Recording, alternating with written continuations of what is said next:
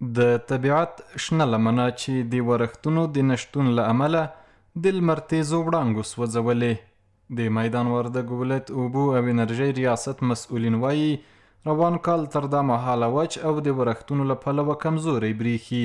همدارنګه د دې ولایت په ټولو اوسیدونکو غږ کوي چې د اوبو له کمښت څخه د مخنیوي په موخه د اوبو د بې ځای مصرف څخه ډډه وکړي. وطن د عزتمنو شریفو خلکو نه په قدرداني باندې د موږ غوښتنه دا ده چې هغه خپل اوبو سره هغه که روانې اوبه دي یا د ځمکې د لاندې اوبه دي د یوه په اسراف کې چې مطلب د اسراف مخنیوی وشي، دوی همکاري وکړي او اوبه بیا ځای مصرف نه کړي. د یاد ریاست مسؤلین وایي چې د ځمکې لاندې سطح اوبو لوړولو او سیلابونو د مخنیوي لپاره د دې ولایت په ټولو ولسوالیو کې د لویو او وړو بندونو جوړولو پلان لري.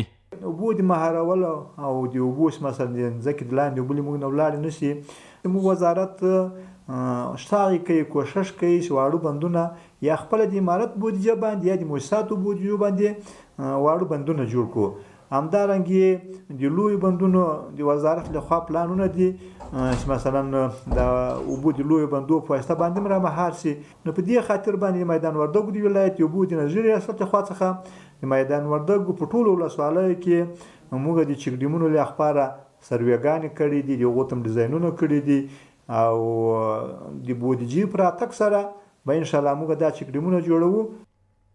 دا په داسې حال کې ده چې تیر کال د ورښتونو له پلوه بډایه او د ځمکې لاندې اوبو سطح هم ورسره په زیاته اندازه لوړه شوې وه.